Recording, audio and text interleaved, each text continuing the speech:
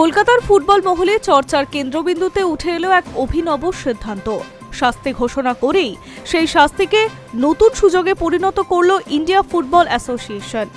প্রাক্তন ফুটবলার ও কোচ সুপ্রিয় দাশগুপ্তকে দেওয়া হলো 6 মাসের নির্বাসন, কিন্তু সেই সঙ্গে খুলে দেওয়া হলো নতুন পথ, খুদে ফুটবলারদের গড়ে তোলার দায়িত্ব। ঘটনার সূত্রপাত তথাকথিত মেসি ম্যাচকে কেন্দ্র করে। অভিযোগ ছিল, ম্যাচের রেফারি কোঅর্ডিনেটর হিসেবে দায়িত্ব পালন করার সময় আইএফের অনুমতি ছাড়াই 4 রেফারির সঙ্গে যোগাযোগ করে তাদের 13ই ডিসেম্বর একটি ম্যাচে নিয়ে যান সুপ্রিয় দাশগুপ্ত। বিষয়টি আইএফের নজরে আসতেই শুরু হয় তদন্ত এবং তার জেরেই নেওয়া হয় শাস্তিমূলক সিদ্ধান্ত।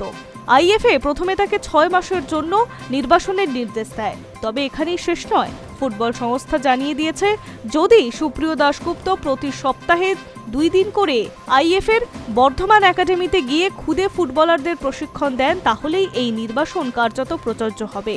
অর্থাৎ শাস্তি কাটানোর পরিবর্তে মাঠে থেকেই নতুন প্রজন্মকে গড়ে তোলার সুযোগ পাচ্ছেন তিনি।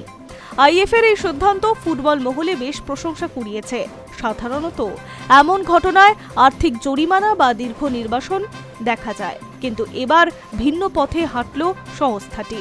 তাদের যুক্তি, সুপ্রিয় দাশগুপ্তের মতো অভিজ্ঞ কোচের জ্ঞান ও অভিজ্ঞতা বাংলার ফুটবলের উন্নয়নে কাজে লাগবে।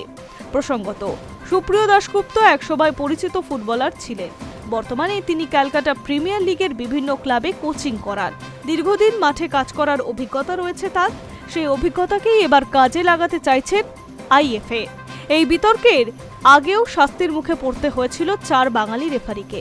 আইএফের অনুমতি ছাড়া মেসি ব্যাচের দায়িত্ব নেওয়ার কারণে তাদের নির্বাসনের মুখে পড়তে হয়েছিল। পরে তারা মুচলেকা দেওয়ায় সংস্থাটি পুনর্বিবেচনা করে এবং তাদের শাস্তি প্রত্যাহার করে নেয়। এবার সুপ্রিয় দাশগুপ্তের ক্ষেত্রেও শাস্তি লঘু করার পথ বেছে নেওয়া হয়েছে।